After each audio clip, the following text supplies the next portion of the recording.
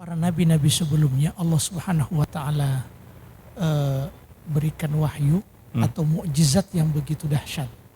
Ya. Tongkatnya Nabi Musa menjadi ular. Ya, Masya Allah. Kemudian juga Nabi Isa alaihissalam bisa menghidupkan orang yang sudah mati dengan izin Allah, mengobati segala penyakit. Kemudian juga Nabi Sulaiman.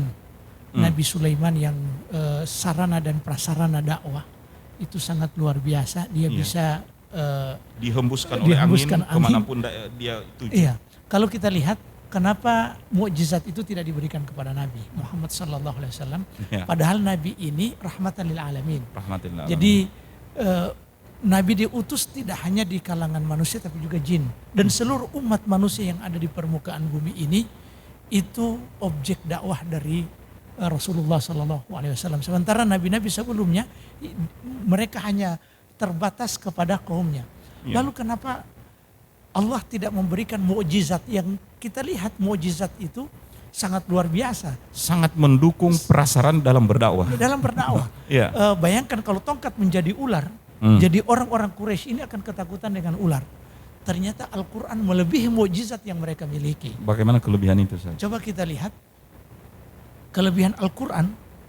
Al-Quran ini memang tidak bisa dirubah, tapi dia bisa merubah semuanya. Seperti tadi, pengaruh Al-Quran, orang tidak beriman, tapi ketika mendengarkan ayat dibacakan, mereka tanpa sadar sudah sujud bersama Rasulullah Sallallahu Alaihi Wasallam.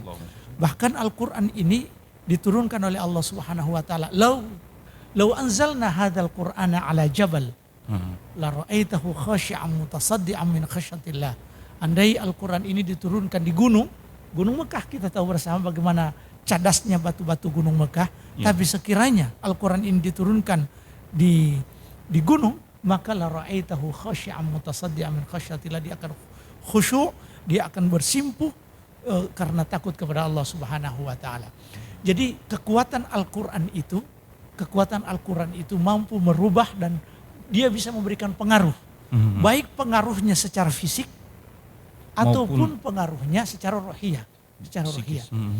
Oleh karena itu, kalau kita ingin ingin mendapatkan petunjuk dari Allah Subhanahu wa taala, maka kita dekat dengan Al-Quran. Dan kalau kita ingin menyebarkan petunjuk ini, maka kita harus menyebarkannya dengan Al-Quran.